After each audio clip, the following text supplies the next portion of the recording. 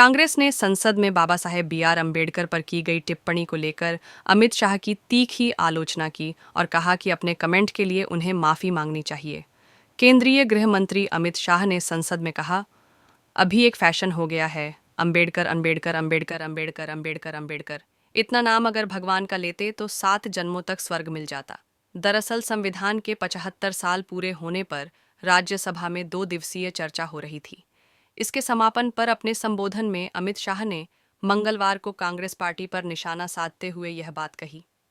लोकसभा में विपक्ष के नेता राहुल गांधी और कांग्रेस अध्यक्ष मल्लिकार्जुन खड़गे समेत कई कांग्रेस नेताओं ने उनकी इस टिप्पणी पर उन पर उल्टा निशाना साध दिया है। राहुल गांधी ने एक्स पर एक पोस्ट में लिखा कि जो लोग मनुस्मृति में विश्वास करते हैं वे निश्चित रूप से अम्बेडकर से असहमत होंगे।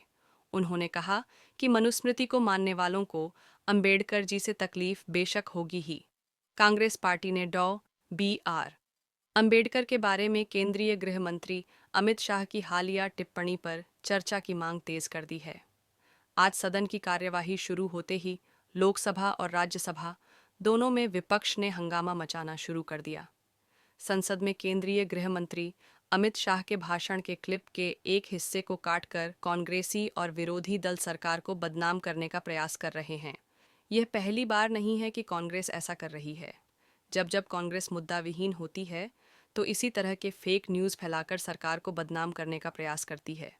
ये काम सिर्फ कांग्रेसी या विपक्षी नेता ही नहीं, बल्कि कुछ दरबारी पत्रकार भी बखूबी करते हैं। दरअसल राज्यसभा में संविधान पर बहस के दौरान केंद्रीय गृह मंत्री अमित शाह ने मंगलवार को डॉक्टर भीमराव अंबेडकर के नाम पर राजनीति करने वालों को आड़े हाथों लिया था।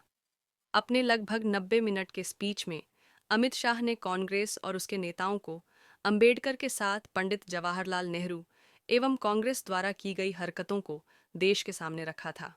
इसके बाद कांग्रेस चिढ़ गई। दरअसल ये सारा फेक न्यूज़ एक षड्यंत्र के तहत वायरल किया जा रहा है ताकि अमित शाह, भाजपा और संघ को दलित वंचित विरोधी साबित किया जा सके। वहीं कांग्रेस के नेता अपने पूर्वजों की करतूतों को छिपाने और वर्तमान परिस्थितियों में राजनीतिक लाभ लेने के लिए अब फेक न्यूज़ जैसे गैर कानूनी काम करने लगे हैं।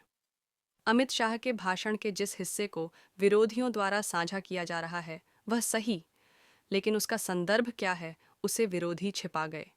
इससे अमित शाह का बयान एक तरफा दिखने लगा, जबकि हकीकत इसके विपरीत है। अमित शाह ने अंबेडकर के साथ कांग्रेस के नेताओं के दुर्व्यवहार को उन्होंने उजागर किया था।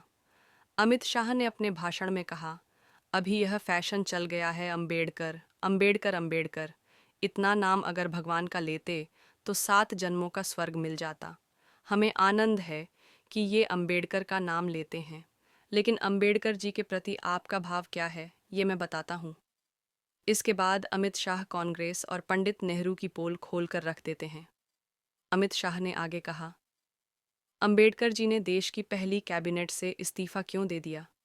अम्बेडकर जी ने कई बार कहा कि अनुसूचित जातियों एवं जनजातियों के साथ हुए व्यवहार से मैं असंतुष्ट हूँ, सरकार की विदेश नीति से मैं असहमत हूँ और आर्टिकल 370 से मैं असहमत हूँ, इसलिए वे छोड़ना चाहते थे। उन्हें आश्वासन दिया गया, लेकिन वो पूरा नहीं हुआ और नज़रअंदाज किए जाने के कारण इस्तीफा दे दिया। केंद्रीय गृह मंत्री ने आगे बताया, श्री बी.सी. रॉय ने पत्र लिखा कि अंबेडकर और राजा जी जैसे लोग मंत्रिमंडल छोड़ेंगे तो क्या होगा? तो उनको नेहरू जी ने जवाब में लिखा, राजा जी के जाने से थोड़ा बहुत नुकसान तो होगा, लेकिन अंबेडकर के जाने से मंत्रिमंडल कमज़ोर नहीं होगा। अमित शाह ने आगे कहा कि कांग्रेस जिसका विरोध करती रही है उसका वोट के लिए नाम लेना कितना उचित है। अंबेडकर जी मानने वाले पर्याप्त संख्या में आ गए हैं, इसलिए आप अंबेडकर अंबेडकर कर रहे हो। इस तरह केंद्रीय मंत्री अमित शाह के पूरे भाषण को सुना जाए तो वो साफ तौर पर बता रहे हैं कि जिस अंबेडकर का नाम अब कांग्रेस जप रही है, उन्हीं अंबेडकर को उसने कितना जलील किया है।